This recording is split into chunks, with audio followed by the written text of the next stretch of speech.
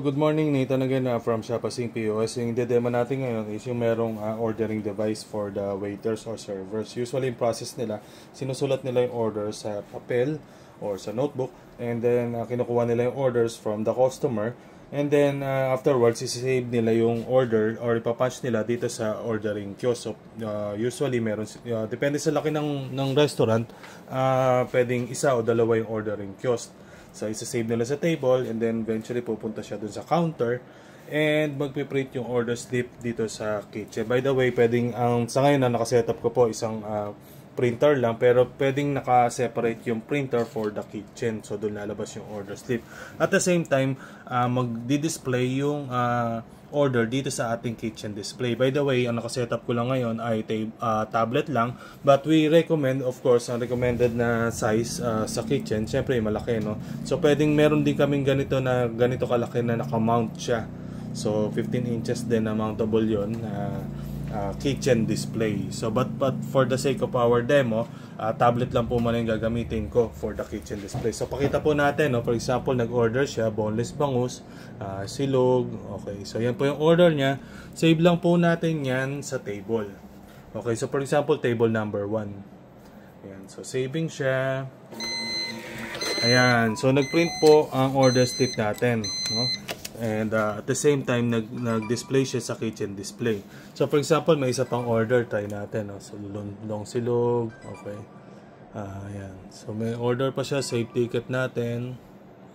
Ayan, for example, sa table number 2. Okay. So mag-print siya, order slip, and so optional din naman yung kitchen display, no? Pwedeng order slip lang, or kung gusto nyo, kitchen display lang, or both, no? So tunog yung kitchen display natin hanggang pinrest na ni kitchen yung preparing. So pwede rin siya na tinatag niya isa-isa, no? Para at least make sure na complete yung order. Ayan, so pwedeng pong ganyan siya. Oh. For example naman po, nagpadagdag si customer, no? For example, nag-add siya ng tocino. Clear muna natin. Pag additional po pala, i-open po na natin yung table number para alam natin kung saan siya dinadagdag, no? So for example, nagpa-add siya sa table number 2 ng tosilog. Ayan. So save lang po yan. Ayan. So nag-print po ulit yung tosilog na lang for the table number 2. Ayan. So kita po natin, ito yung kaninang order niya, table number 2. So may additional pa siyang isa.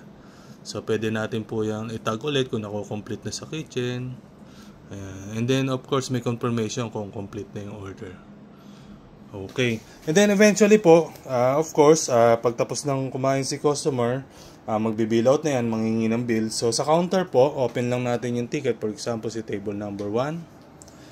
Print po natin yung bill. Ayan. So print bill na po tayo. Okay. And eventually, babalik si customer, si waiter para ibigay yung pera na inabot ni customer. For example, nagbigay si customer ng 1,000 pesos.